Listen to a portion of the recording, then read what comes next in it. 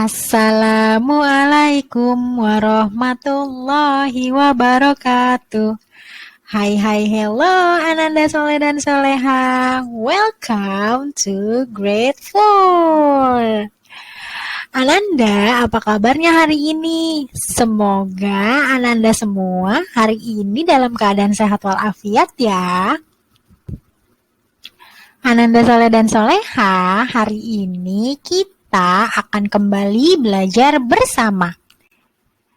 Hari ini kita akan belajar tentang indahnya kebersamaan yang ada pada tema 1, subtema 1, pembelajaran 1. Nah, sebelum kita memulai pembelajaran hari ini, ada baiknya kita berdoa dulu ya bersama-sama. A'udzu billahi minasyaitonir rajim. Bismillahirrahmanirrahim.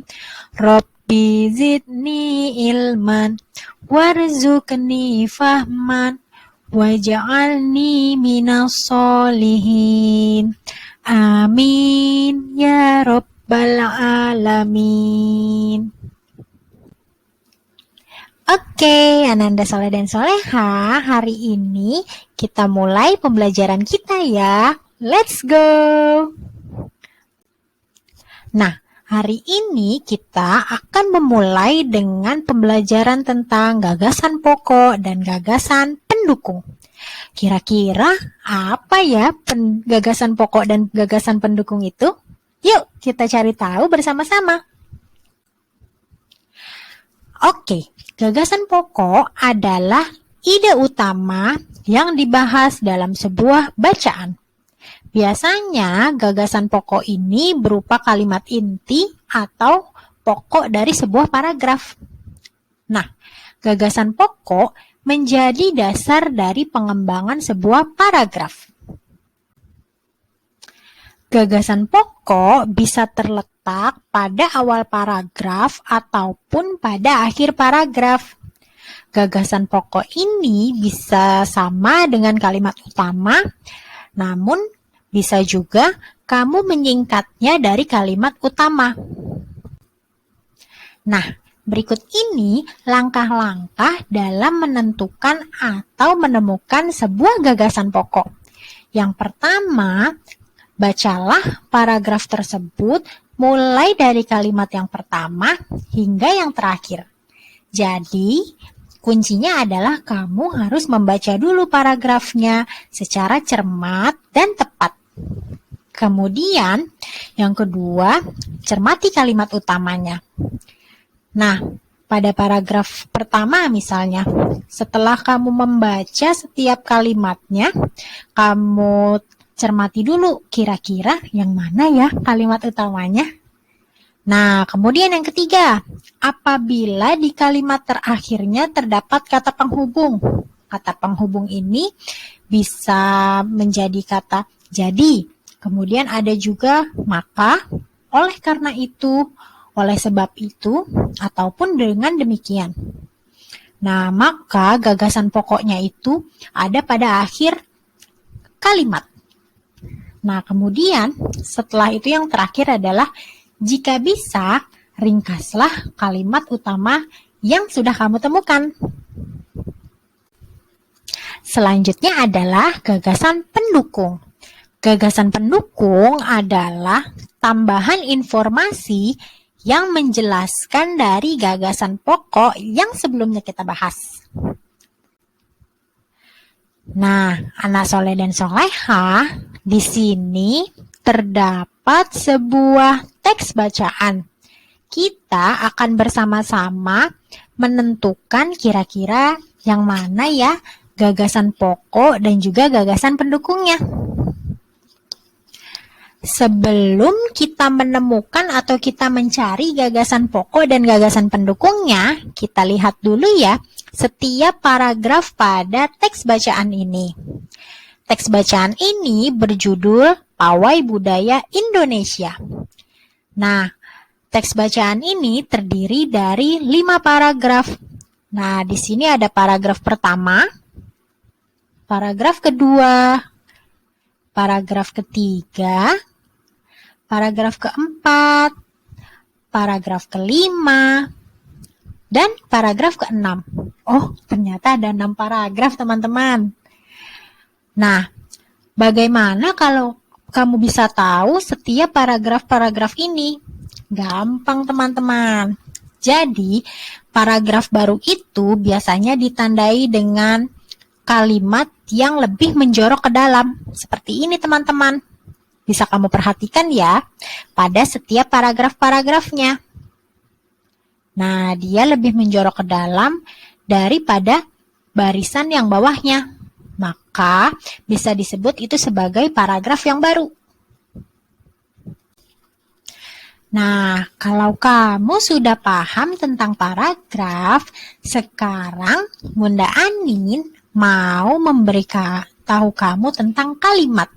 Yuk, kita coba lihat ada berapa kalimat sih dalam setiap paragraf ini. Nah, kalau kalimat itu biasanya ditandai dengan tanda titik. Misalnya, kita lihat pada paragraf pertama ya.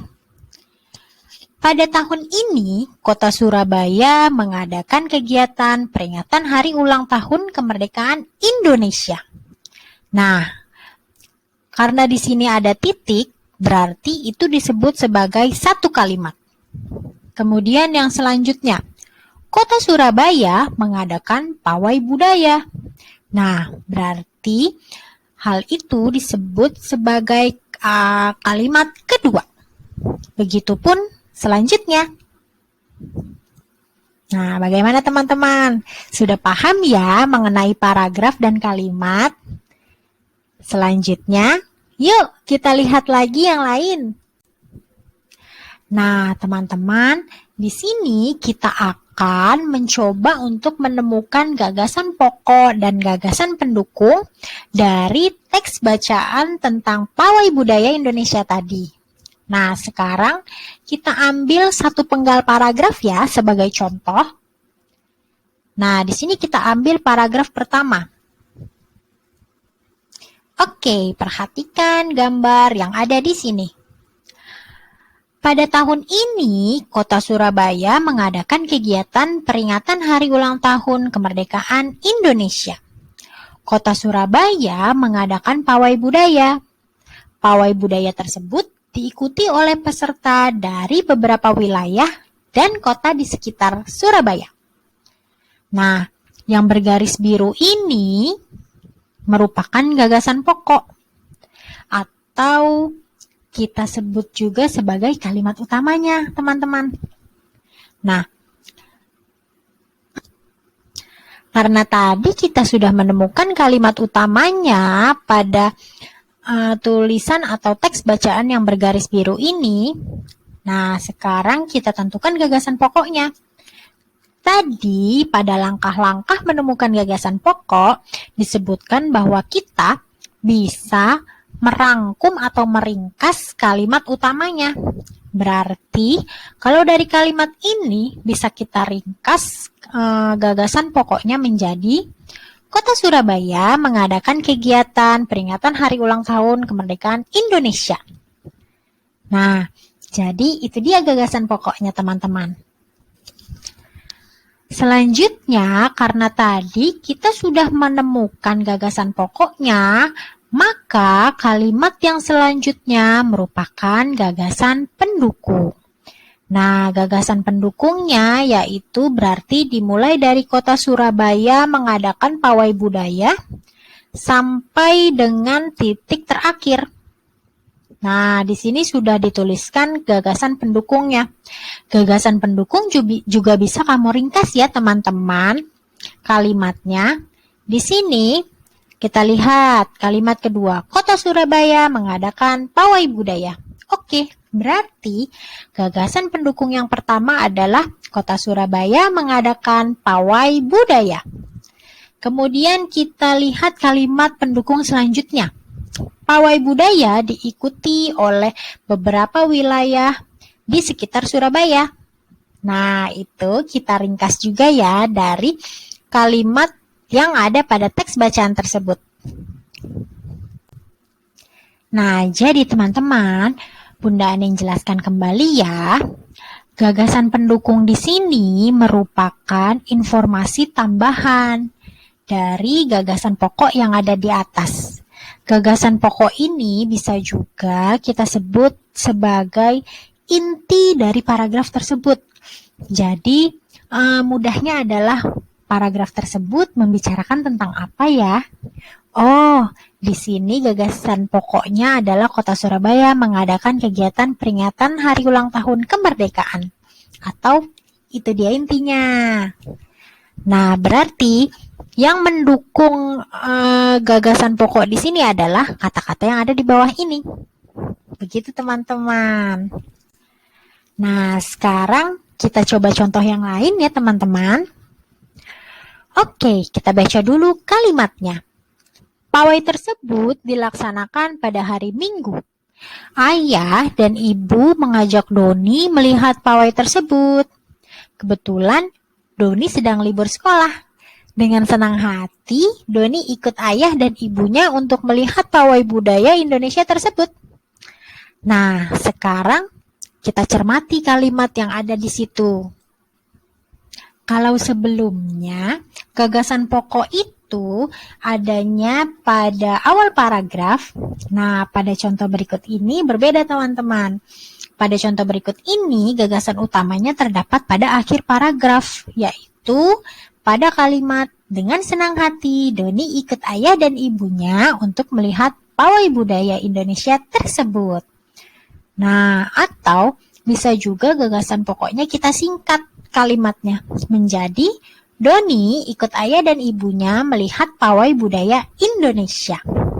Nah, berarti kalimat-kalimat yang lainnya itu merupakan gagasan pendukung. Gagasan pendukungnya yaitu pawai dilaksanakan pada hari Minggu. Kemudian gagasan pendukung yang kedua yaitu ayah dan ibu mengajak Doni melihat pawai. Gagasan pendukung yang ketiga, kebetulan Doni sedang libur sekolah pada hari itu.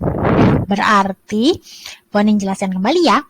Berarti gagasan pendukung di sini merupakan informasi tambahan dari gagasan pokok yang terdapat pada paragraf tersebut. Nah, bagaimana teman-teman? Sudah paham belum mengenai gagasan pokok dan gagasan pendukung? Pasti sudah dong. Nah, Ananda Soleh dan Soleha, tadi kita sudah membaca juga mengenai teks bacaan pawai budaya. Nah, dari teks tersebut ada berbagai informasi ya yang kita temukan.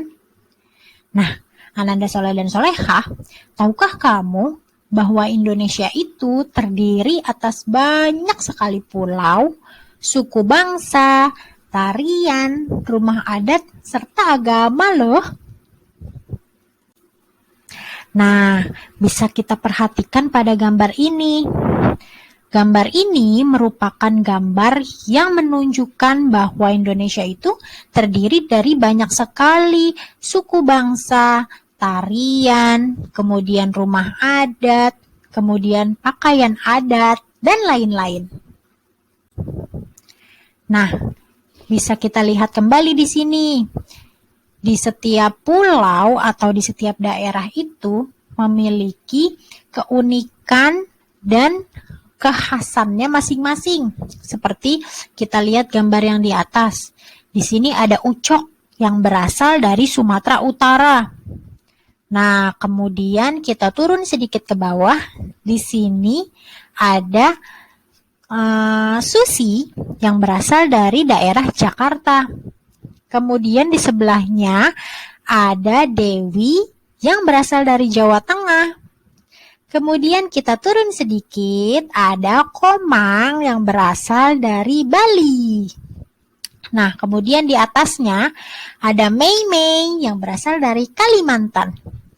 Nah, yang paling ujung itu ada Doni yang berasal dari Papua. Nah, terlihat kan teman-teman? Walaupun mereka berada dalam satu negara, tetapi Mereka memiliki keunikan serta kekhasannya masing-masing. Terlihat dari pakaian adat yang mereka gunakan. Seru ya teman-teman? Nah, mereka itu berasal dari daerah yang berbeda. Pakaian adat yang mereka gunakan pun berbeda. Perbedaan tersebut dapat kita sebut juga sebagai keragaman budaya. Keragaman tersebut merupakan identitas bangsa Indonesia yang membuat bangsa kita ini dikenal oleh dunia sebagai bangsa yang memiliki kekayaan budaya, suku, agama yang berbeda-beda. Nah, keragaman tersebut merupakan anugerah dari Allah Subhanahu wa Ta'ala. Kita wajib mensyukuri keberagaman yang diberikan oleh Allah tersebut. Kira-kira bagaimana ya cara kita mensyukuri keberagaman yang telah Allah berikan kepada kita? Nah, cara mensyukuri keberagaman dari Allah yaitu yang pertama, kita harus saling menghargai perbedaan yang ada. Kemudian, yang kedua, tidak saling mengejek budaya, suku, ataupun agama lain. Yang ketiga, kita harus saling menghormati satu sama lain. Nah, jadi walaupun kita berasal dari berbeda suku atau berbeda daerah, kita harus saling menghormati dan menghargai sehingga negara ini tetap menjadi negara yang bersatu dan tidak terpecah belah. Oke, Ananda, kita lanjutkan ya. Tadi sudah kita lihat beberapa keunikan serta ciri khas dari beberapa daerah. Nah, sekarang yuk kita coba lihat ciri khas dari daerah yang ada di Indonesia. Oke, di sini ada ciri khas daerah dari Jawa Barat. Nah, Jawa Barat ini memiliki tarian khas, yaitu tari remo namanya. Kemudian Jawa Barat juga memiliki senjata khas dari daerahnya yang disebut kujang. Selain itu, Jawa Barat juga punya makanan khas yang enak loh, yaitu mie kocok. Selanjutnya, ada juga alat musik khas dari daerah Jawa Barat, yaitu angklung. Kemudian, Jawa Barat juga punya lagu daerahnya tersendiri yang berjudul Bubuy Bulan. Nanti kamu bisa coba cari ya di YouTube tentang lagu Bubuy Bulan ini. Kemudian, bahasa sehari-hari yang biasa digunakan oleh orang Jawa Barat yaitu bahasa Sunda. Selanjutnya, kita lihat ciri khas dari daerah NTT atau Nusa Tenggara Timur. NTT memiliki tarian khas yang bernama tari Kataga. Kemudian, NTT juga memiliki senjata khas dari daerahnya yang disebut sundu. Selain itu, NTT juga memiliki makanan khas dari daerahnya yang disebut sate mak jagung. Terlihat nikmat ya teman-teman. Nah, alat musik khas dari daerah NTT disebut sasando. Kemudian lagu daerah dari NTT yaitu Anak Kambing Saya dan bahasa daerah yang biasa digunakan oleh orang Nusa Tenggara Timur yaitu bahasa Abui. Wah, teman-teman, subhanallah, sungguh indah ya negara kita. Alhamdulillah kita dikaruniai oleh Allah begitu banyak suku, begitu banyak budaya sehingga kita bisa mempelajari semuanya. Nah, teman-teman, sekarang agar tidak bosan, yuk kita bernyanyi bersama-sama. Kamu tahu kan lagu Satu Nusa Satu Bangsa? Nah, di sini Bunda Anin ada lagu yang berjudul Satu Nusa Satu Bangsa. Lagu ini menunjukkan tentang bangsa Indonesia yang sangat luas dan beragam.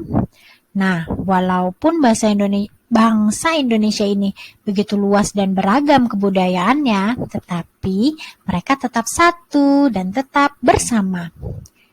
Sekarang, yuk sama-sama kita nyanyikan lagu Satu Nusa, Satu Bangsa.